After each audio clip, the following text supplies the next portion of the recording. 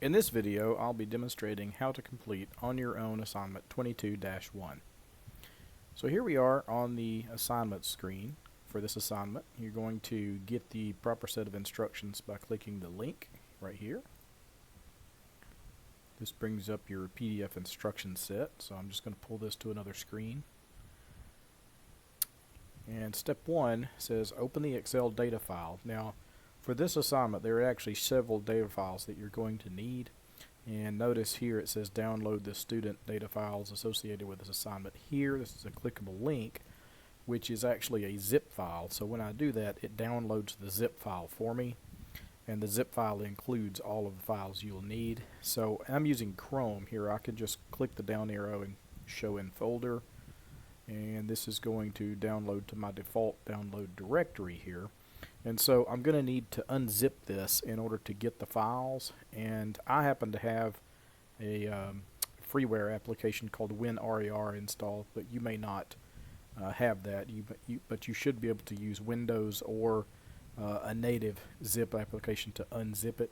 But in my case, I'm going to right click and just say extract here, and that extracts all of the files out of it, and then I no longer need the zip file. And then you will not need the cost and skid outline data files either. You will need these 5 that start with the word zoo. Okay, so I'm going to keep the raw data files here, and as we save them, put them into my other data directory. Okay, so step 1, open the Excel data file zoo numbers, which would be here. So I'm just going to double click and open that, which opens Excel, of course. And it says save the workbook as zoo visitor numbers.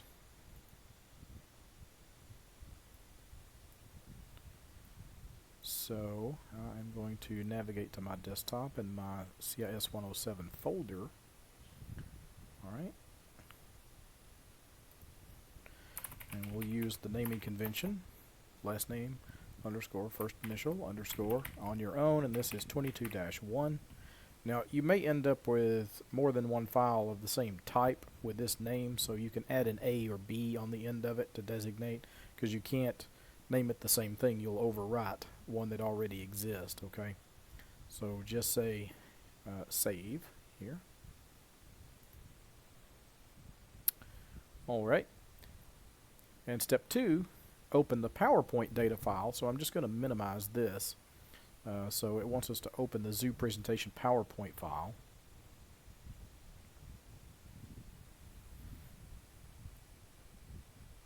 Okay. It wants us to add our name as the subtitle. I'll have to click enable editing here. You may have to do that as well. Alright. So add our name as the subtitle on the title slide. And it wants us to save this one, so I'll just save as here. You'll have to save as to name it, okay, because it's already on your hard drive. It's not a new presentation. And so I'm going to go back to my CIS 107 folder. Now I can name this one the same thing because it's going to add the file extension PPTX on the end of it as opposed to XLSX for the Excel file. So that makes the file names unique, even though you might not be able to see the extension. So that's okay. That you will not overwrite if it's separate applications, okay, because the file extension will be different. Alright, step 3. In the Excel file, so I'm just going to flip back over to Excel here. It wants us to copy the column chart to the clipboard. So I'm just going to click on the chart, and then notice it puts the sizing handles around it. And I'm just going to click copy on the ribbon, or alternatively you can hit Control-C on your keyboard. Okay, it does the same thing. Step 4 says link the copy chart to slide 2, okay, in the presentation. So we're going to bounce back over here to the presentation and go to slide 2.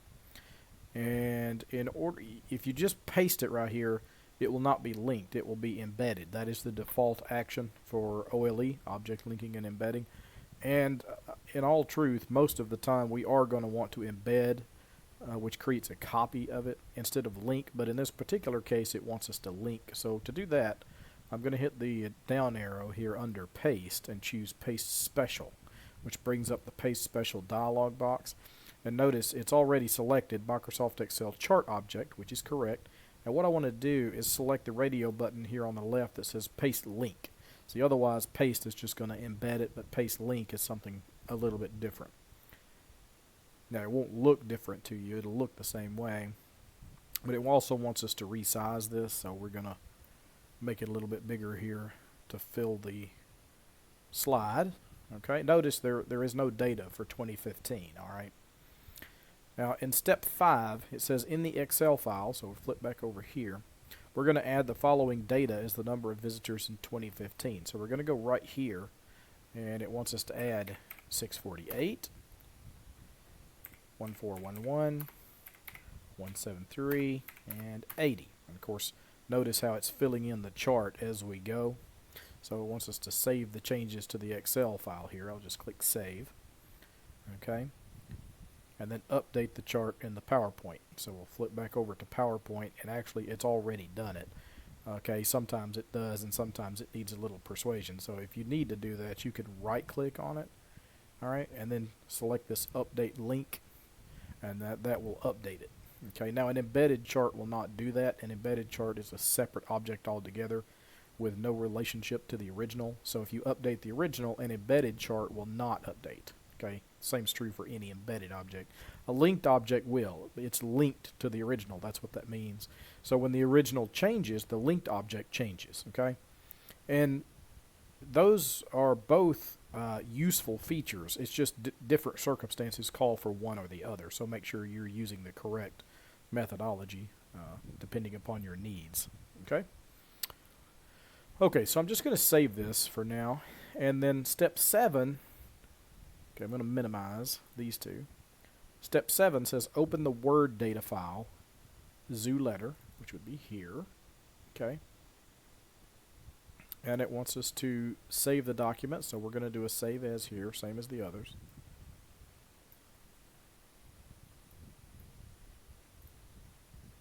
And use our naming convention. 22-1. Again, I don't have to put an A or B at this point because it's a Word document and the file extension will be different, the docx. Alright. Step 8, in the Excel file, zoo visitor numbers. Okay, so I'm going to flip back over here, which is this, we've renamed it now, so just beware of the name changes. Copy the column chart to the clipboard. So again, I'm going to click the column chart and then click the copy button. Okay, so you won't see much happen. And back in the Word document, wants us to delete the yellow highlighted text right here, insert chart. So I'm just going to highlight that and then hit delete. Okay, I want to press enter here to create another paragraph, and then arrow up so that my blinking cursor is between those two paragraphs that exist. Alright, and then link the copied chart in. So again, we're going to go to Paste, Special. Alright, and here it chooses as a Microsoft Office graphic object. I'm actually going to change that to Excel chart object, and then make sure that you click the radio button, Paste Link over here, and then OK. So same sort of thing, it's going to put it in there, and it's going to be a linked object. Okay. And it wants us to set the size of it to approximately 2.5 inches high. So you can right click on that, alright, and go to, let's see, picture, I believe, and then size. And so here you can just type in 2.5. And by default, it has lock aspect ratio enabled, which means it's going to resize both the height and the width based on whatever you tell it. But the instructions also ask us to make it the width of the paragraphs, so which will actually change the aspect ratio. So I'm going to grab this middle sizing handle here and just resize it like that. Okay, so it's no longer the same aspect ratio. Alright, step 10, in the Excel file, zoo visitor number, so we're going to go back over here. Change the number of adult visitors in 2015, which will be right here, to 710. 710, alright. And then change the number of children to 1,500. 1,500 right here for children, and then save the file. Alright. So let's just go back over here and make sure, see it didn't change it. See how it's still just a little bit over 1400. So I'm going to right click on this and say update link, and notice how those two, the adults and the children, changed to reflect the changes we made in the Excel file. Okay, so unlike PowerPoint a few minutes ago that updated automatically, this one did not. And so you can use that update link to force it to update, make sure it's up to date. Okay, so step 11, let me just minimize these two. Step 11, open the Excel data file zoo animals. This is a different Excel file here, okay?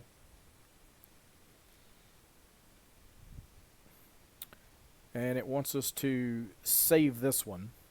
So we're going to save. I'm going to change directory here to my CIS 107. Now here I've actually already got one named 22-1, and so what I'm going to have to do is just call this one B. Put B on the end of it, because otherwise if I choose the same name it will replace the one that's there, and I don't want to do that because I need to submit both of them. Okay.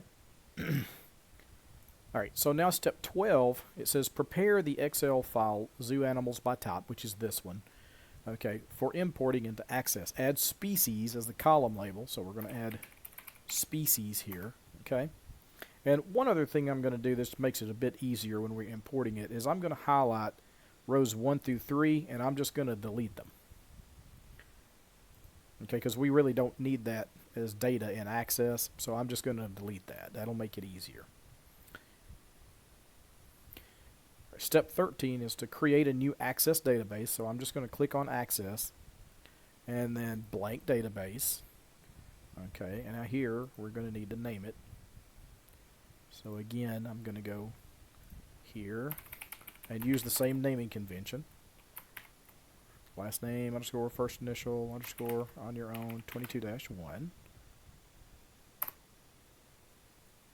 And create. Alright.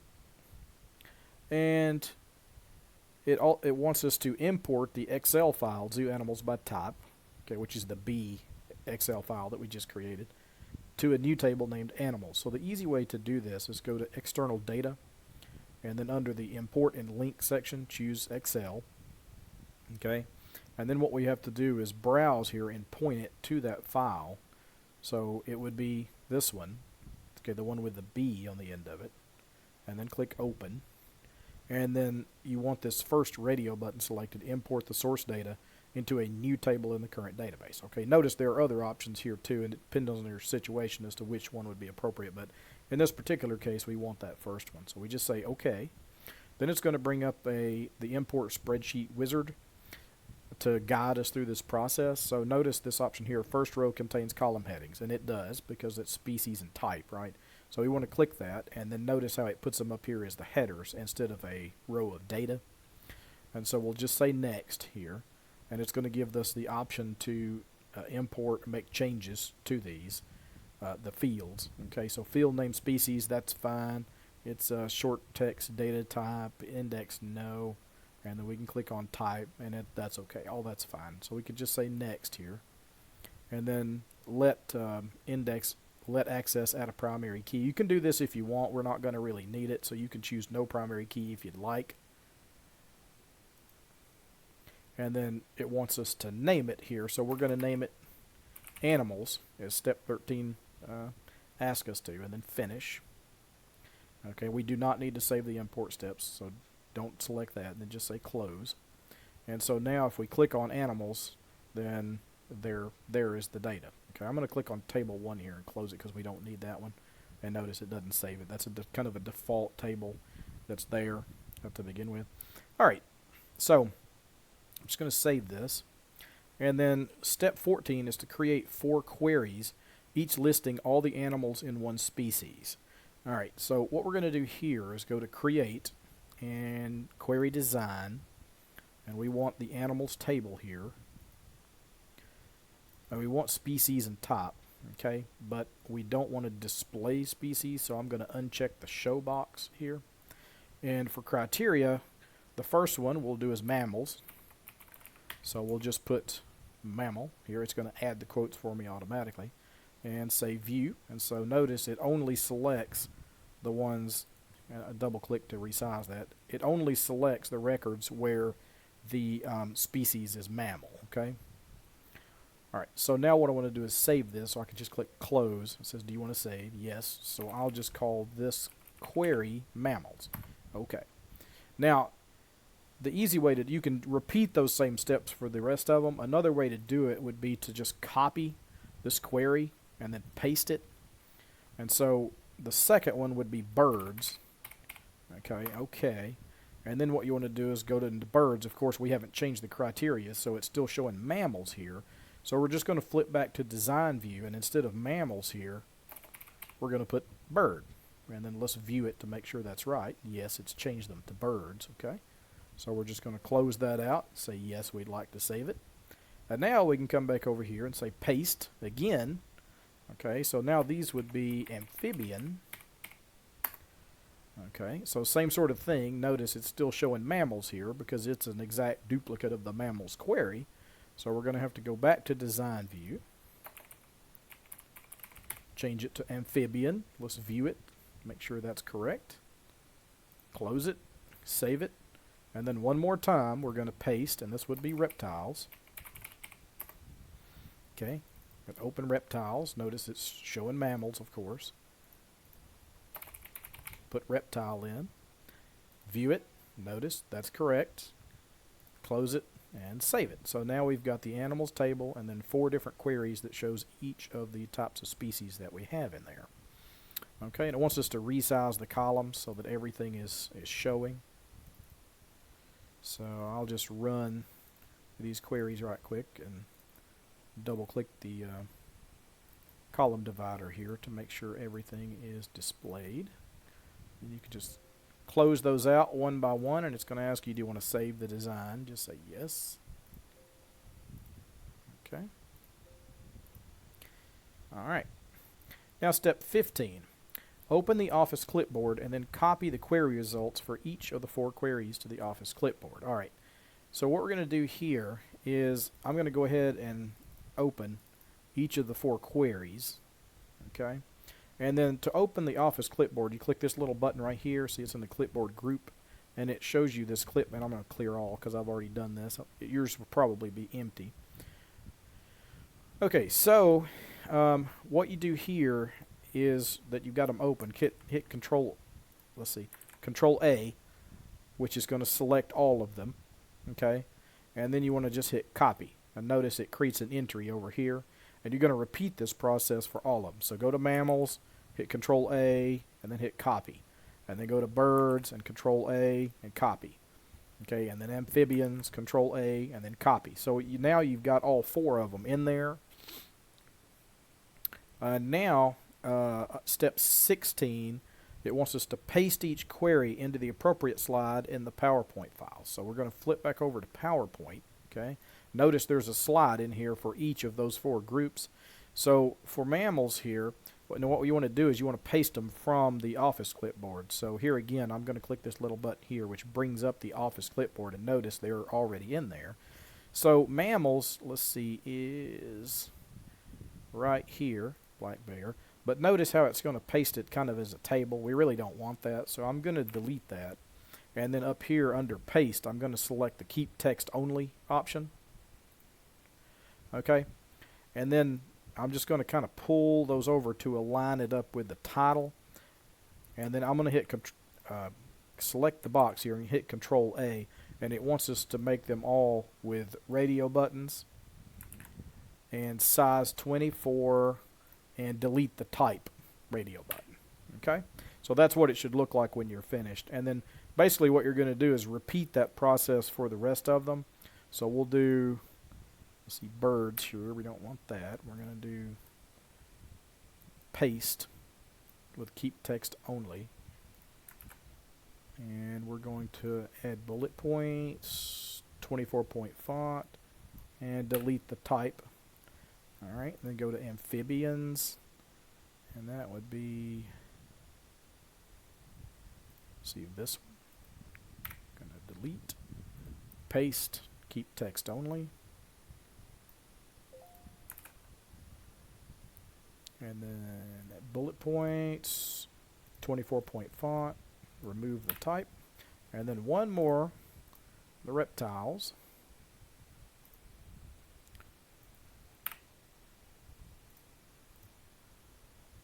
Okay, we'll line those up. We'll add the bullet points, 24-point font, and delete type. Alright, so that should complete step 16 there. I'm just going to save that very quickly. Alright, step 17 says use the Word file zoo customer letter to create a form letter. Okay, now this is the one we've already got open here, the one we put the chart in, alright? And we're going to use the access file zoo visitors. Okay, that's a file that already existed. Flip back over here. See, zoo visitors, we didn't create that, it already exists as the data source. Okay, so to do this, we're going to flip over to the mailings tab, and we're going to use these mail merge options. So the first thing we have to do is point it to the access database. So we're going to say select recipients, use an existing list. And here, now mine, it's in the downloads folder. Yours might be in another location, so it just depends on wherever you downloaded it to. So I'm just going to point it to zoo visitors and say open. Okay, then it wants us to edit the recipient list, which is right here.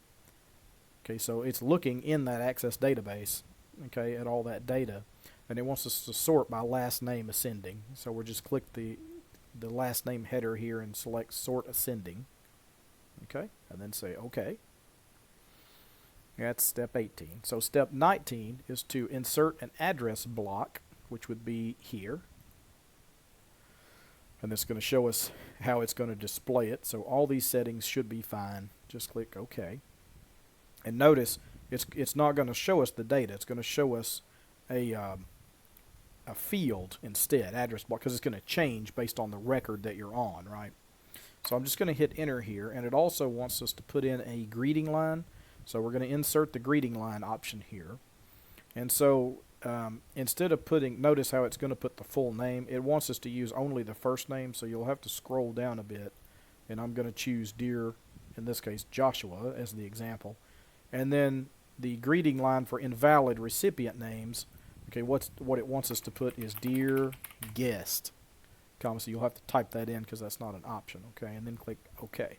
And again, it's going to put the field placeholder there and not the data. Okay, we'll look at the data in just a second. All right, also the green highlighted text here, this is step 20. It wants us to replace that, so I'm just going to highlight that and hit delete. And so it wants the, you can say insert merge field here, and date visited. That's what it wants. I had to put a period and a space because I accidentally deleted that as well. So that's placeholder. So now, step 21 is to preview the merged document. Okay, so you can just say preview results here. Now this is going to show me, you'll see the address block and Dear Guest because that first record did not have a name in it, okay? What you can do is use the arrows here to scroll through. So see, this one is Diego Benitez, Dear Diego, comma. So the spacing looks correct, the date looks correct. All right. You can add spaces here if you need to.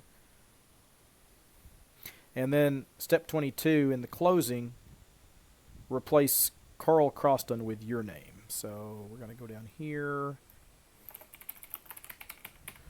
Okay, one thing we might want to do, because this is bouncing to 2 pages, is kind of shrink that up a little bit. There we go. So I just deleted that line so it takes up only a single page. Okay, kind of flip through, make sure it looks okay. So step 23 is to turn the preview off, so you can just click the preview results again. That takes you back to the original document. All right, and then it wants us to go ahead and merge, but only the first and second. All right, so to do that, we'll say finish and merge here, and then edit individual documents. And it's going to ask us here which records we would like to merge. So I'm going to click the from, and it'll be from 1 to 2, so just the first 2. And we'll say OK. So now it's going to create a brand new Word document for us. Notice up here it's not the same document with the results of the merge. So here that's got that blank name in the first one where it's just going to say Dear Guest, right? And then the second page is Diego Benitez. So this document that you're going to end up here should only contain 2 letters. All right, not all of them. So I'm just going to save this one. All right, and I'm going to call this B because you want to submit the original one as well, and you don't want to overwrite it. So I'll say save. Okay, and then step 24 is to close all open documents, saving when prompted. Okay, so I've already saved that one. I'm going to close this original, the one without the B on it. Okay. Alright, I'm going to close my downloads. And here's the PowerPoint. I've already saved that one. Here's the Access database, one of the Excel documents, and then the other Excel document. Alright, so now let me just show you what we're left with to submit. Here's what you end up with. There are actually 6 different documents that you end up with for on your own 22-1. There's one Access database. There are 2 different Word documents, 2 different Excel documents, and 1 PowerPoint. And I'd like for you to submit all of those. Okay? And of course, if you have any questions, just ask. I realize that this particular on your own is a bit more involved than the others because it involves all 4 of the applications that we've studied this term, and that's why I guess it's considered the capstone assignment. So it's going to show you a whole bunch of different things that you can use throughout the Office suite. But again, if you have any questions, just ask. And that concludes this video.